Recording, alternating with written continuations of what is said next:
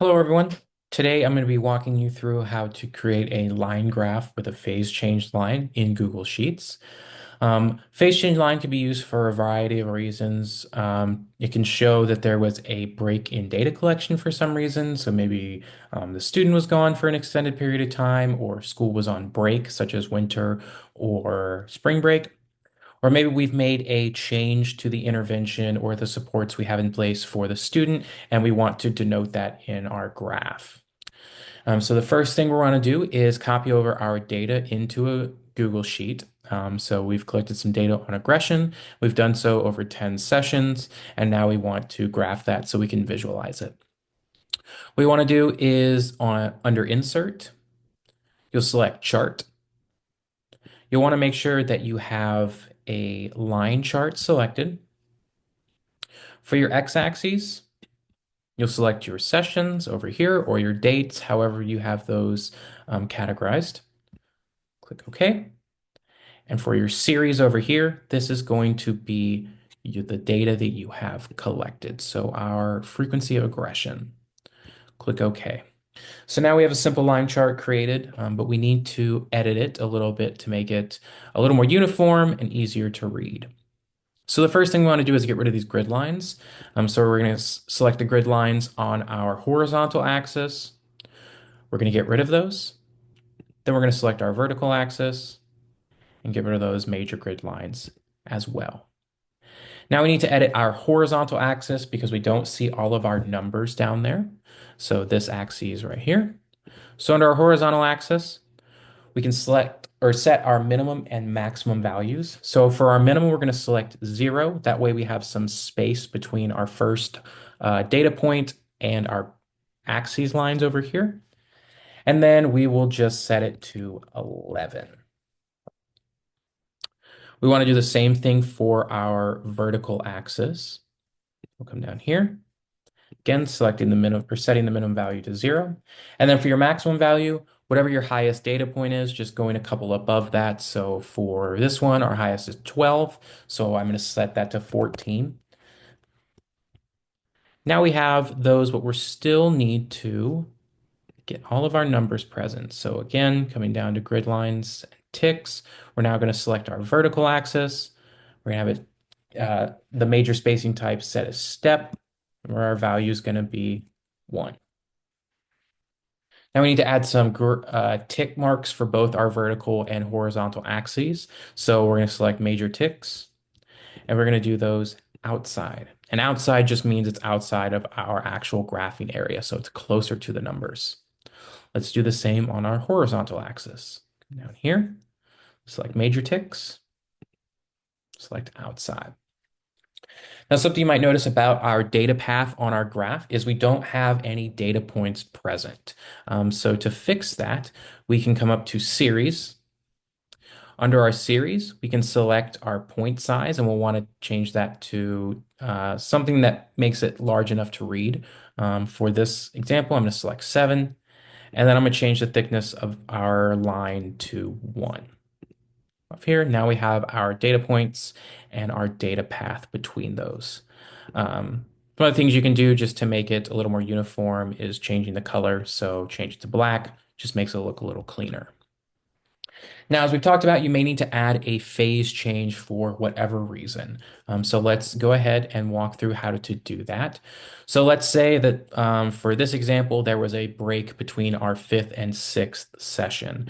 For some reason, the student was gone, or we were on break, or we changed something, whatever. So we're going to drag everything from 6 on down 2 spots. And what you want to do is, because we want this line to originate between the 5th and 6th session, we want to put 5.5 here. Now, if you were doing this between 2 and 3, you'd do 2.5 for both of those. If you were doing it between 8 and 9, you'd do 8.5 for both of those, just denoting that this line is going to exist between those two spots. You'll then want to add your phase change column. And then for your first value on that 5.5, select or put 0 because we want the line to originate at the bottom of our graph.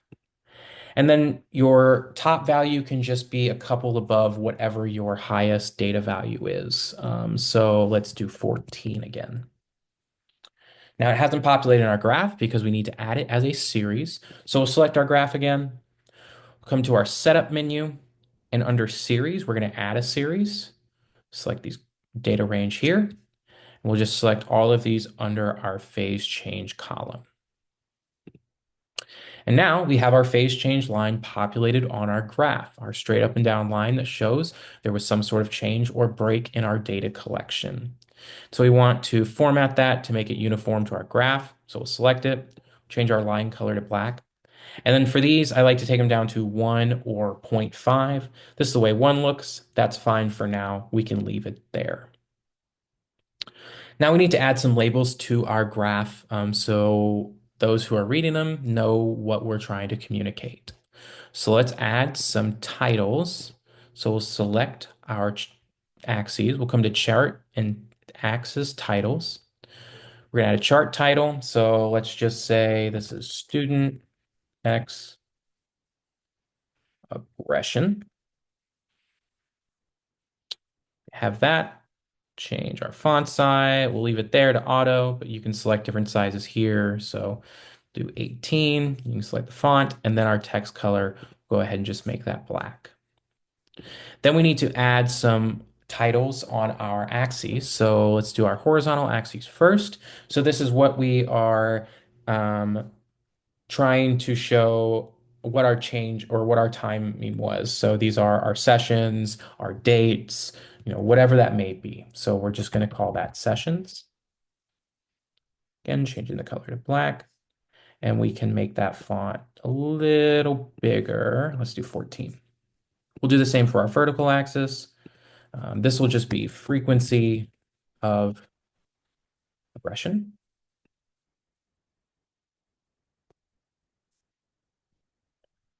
14.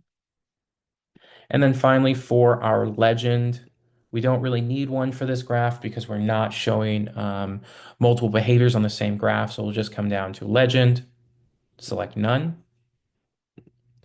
There you have it. Now you have a line graph with your phase change line present. Now say that you've done this and you need to start collecting some more data or you have more data to add.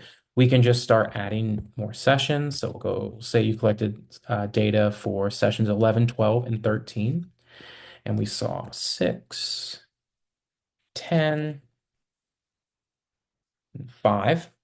So reselect our graph. We'll first come back to our horizontal axis, and we're going to change that maximum value. So let's go ahead and take it to 14. Appears we need to edit our axes values again. So we'll come back down to our grid lines and ticks. For our horizontal axis, again, changing our step value back to 1. And there you have your data for the sessions that you have added, and your phase change line has shifted with that data.